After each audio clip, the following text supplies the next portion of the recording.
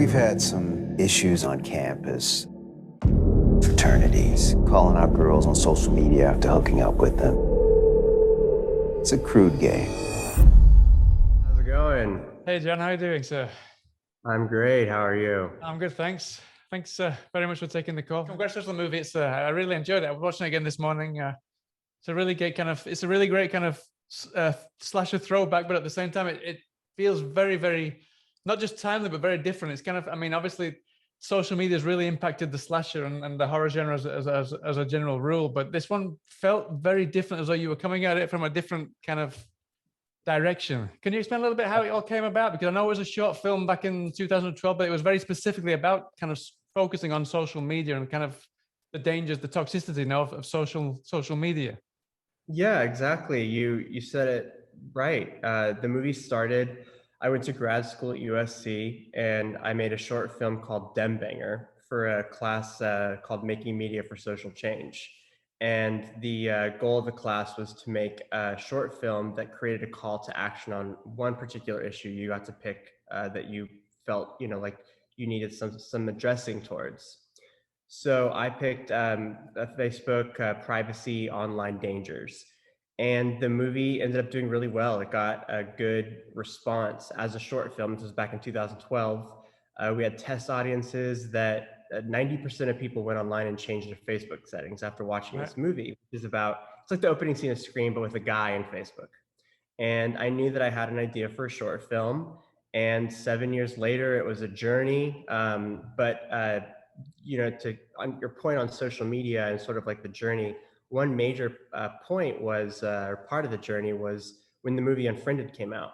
So, if you're pitching your movie and then another movie comes out that's somewhat similar to it, you've got to sort of think on your toes. And, I felt like, okay, well, I've still got a good idea, but how can I continue evolving this idea into something that will maybe speak more so towards more issues that I care, deeply about? And I grew up in Norman, Oklahoma, which is a college town. It's the home of the Oklahoma Sooners. So that, on top of going to UCLA for my undergrad and then USC for my grad degree, I knew that college was a great location for a slasher film. And then when you throw social media into it, which is constantly evolving in the college environment, I felt like there was a really unique opportunity to create an homage to the movies that I loved growing up, but also have something new that audiences today could really understand and identify with, sort of in the same way that I was back in the '90s with these slasher movies. What do they post?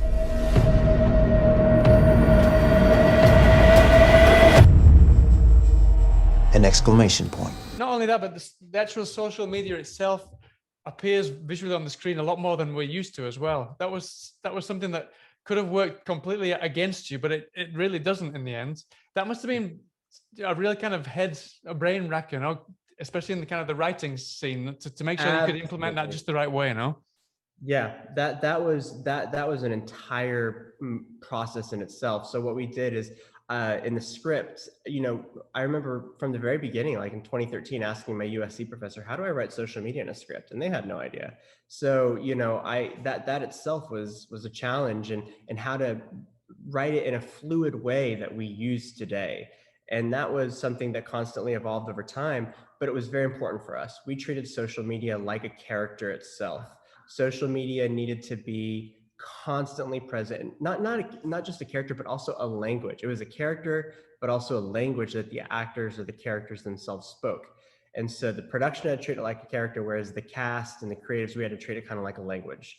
So what we did is we made sure that all the cast members had phones on set that were actually working, and they created their own accounts for their characters. So if they're posting something or uploading a photo or anything, they're actually doing it live. Now, not only did we do that, we also had somebody on set whose job it was to screen record everything.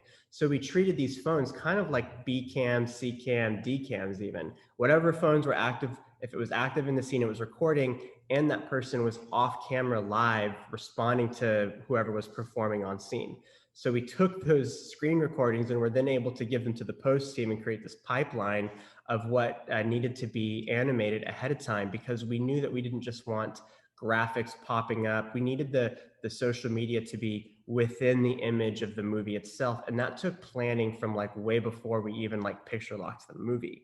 So it was an entire process that my co-producer and co-writer, Brian Frager, really helped steer the headway with, and it really, really paid off. Uh-huh. I mean, I want to carry on about the authenticity of the film, because I know that was something that was really crucial to you, and it really pays off in the end.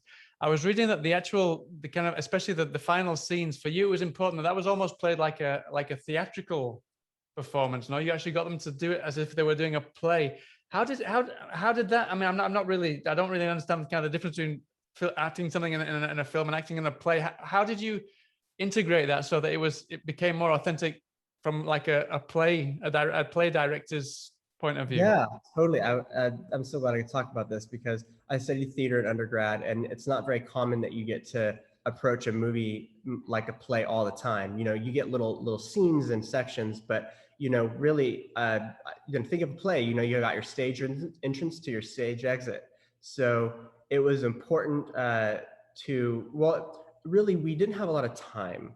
And that was really the main factor. So like when you're shooting a movie, you've got a scene and you can cover, I like to cover an entire scene from beginning to end, much like a play.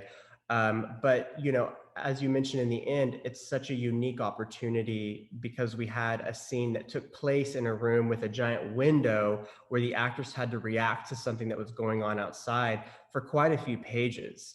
And so I thought about it and I was like, you know what, why don't we just get it from like the minute these girls get, you know, run into the room all the way up until almost the end of the entire sequence. And what that would do is that will A, save us time, and B, it'll give us the performances that we really, really need. So honestly, it was just making it as real and like it was a lot of blocking and camera blocking, but just putting the actors in the environment to make sure that, you know, they could easily just follow along, and it really just worked so perfectly.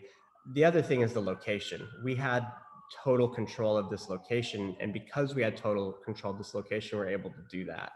But it just gave the actors the ability to bring out a performance in a way that they probably wouldn't have if we had to cut, you know, right before that or cut right after that. They got to go, you know, we got to see emotions of fear really gradually build in a horror movie that, you know, not every picture gives us the opportunity to watch. Something happened last night.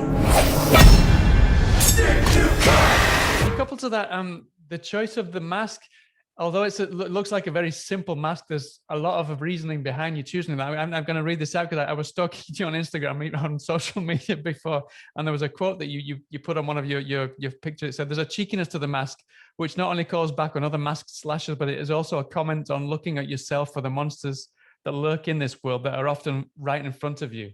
So can you tell us a little bit about where the idea, because I think it was your idea originally for the mask, and then it transformed from your idea, no?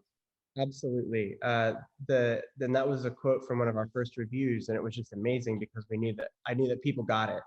And the mask, the first thing with the mask was when I was in grad school. I remember reading, I don't even remember where it was from. I think Entertainment Weekly, or somebody mentioned that the Scream mask was so brilliant because it was the character looking at themselves screaming, you know, and I just took that and ran with it. So yeah. I thought, what could we do to really just create like a reflective mask? Because what would be more terrifying than seeing yourself horrified right before you die? And originally, for the longest time, I'm talking years, we had up until like a month or two before production, it was just a dome reflective mask that we even shot a pitch video with. And we even found a lot of challenges that came with that, because you'd see the camera in one angle, and you know, it was just very difficult to hide the camera in that mask. And so one of the things I loved about the distortion of the dome mask was just that it was distorted, so it made your reflection look kind of scary and distorted. So we took that and we decided to break it up into a fragmented kind of way, which still gave the same themes. And I took that dome mask and I cut it up into like geometric shapes on like the structure of like one of this MTV Scream, that mask has a good like manly facial structure to it. So I just kind of pieced on that and then gave it to somebody, Brian Frager, his uncle ended up, he's an Works incredible for Disney, Allen. or something like that. Yeah. Yeah, exactly. He's an incredibly talented artist, and no joke, the first pass he gave was what you see on screen. It was great.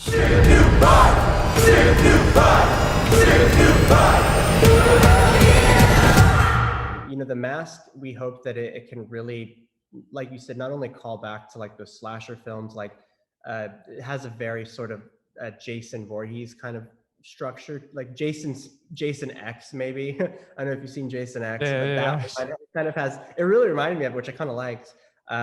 Somebody even told me like a long time ago, like they saw the molding of it and thought it looked like Trump. So I knew that it had the giant chin masculine qualities that I wanted it to have, and the fact that you could have this distorted reflection. And what was great is the design of it. We didn't see it distorted anything around, so you couldn't tell if that was a camera or a light or what. Mm-hmm. So we've got to wrap up and we're out of time, but I'll leave you with this question. This has all the makings, all the trappings of a possible franchise in the same vein as Scream and company. Is that something that you had in mind when you wrote this? Is that something that you have in mind since you made it? Absolutely. I think you'd be silly not to write a horror movie and think of how you could have a sequel or a franchise. Whether it happens or not, you have to at least plant the seed for that idea to grow. And we absolutely did. You know, when people watch the movie, they'll see at the end that we definitely leave things open for people to want more. Mm-hmm. Brilliant. Well, thank you so much for your time, Jon. I wish you the best of luck when it comes out next week. I'm sure it's going to go down really well. And I hope to speak to you sometime soon. Thank you. It was nice chatting with you. Yep. Take care. All the best. Bye now.